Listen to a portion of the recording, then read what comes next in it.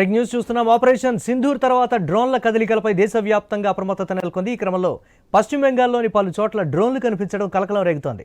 బంగ్లాదేశ్ సరిహద్దు రాష్ట్రం కావడంతో ఈ డ్రోన్లు ఎక్కడి నుంచి వచ్చాయి, ఇది శత్రు దేశాల పనైనా, ఇంకేదైనా కుట్ర కోణం ఉందా అనే కోణంలో పోలీసులు దర్యాప్తు చేపట్టారు.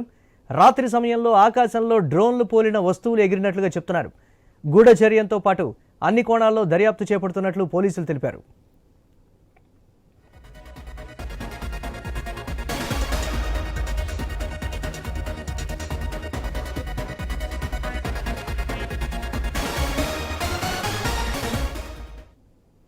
కోల్కతాలోని హేస్టింగ్స్ ప్రాంతం, విద్యాసాగర్ సేతు తదితర ప్రాంతాల్లో దాదాపు 10 డ్రోన్ల లాంటి వస్తువులు ఆకాశంలో ఎగురుతూ కనిపించినట్లుగా పోలీసులు వెల్లడించారు.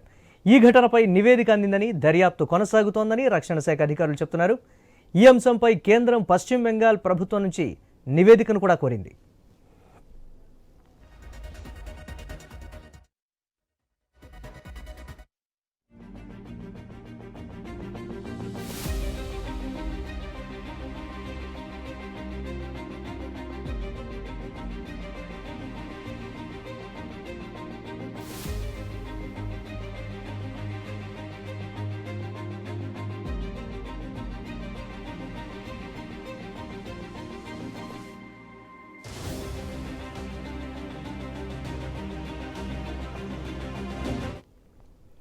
డ్రోన్లను పోలిన వస్తువుల కదలికలను హేస్టింగ్ పోలీస్ స్టేషన్ పోలీసులు మొదట గుర్తించారు. వీటికి డ్రోన్లతో పోలికలు ఉన్నట్లుగా వారు చెప్తున్నారు. దక్షిణ 24 పరిగణాల జిల్లాలోని మహేస్తల వైపు నుంచి ఇవి వచ్చాయని తెలిపారు.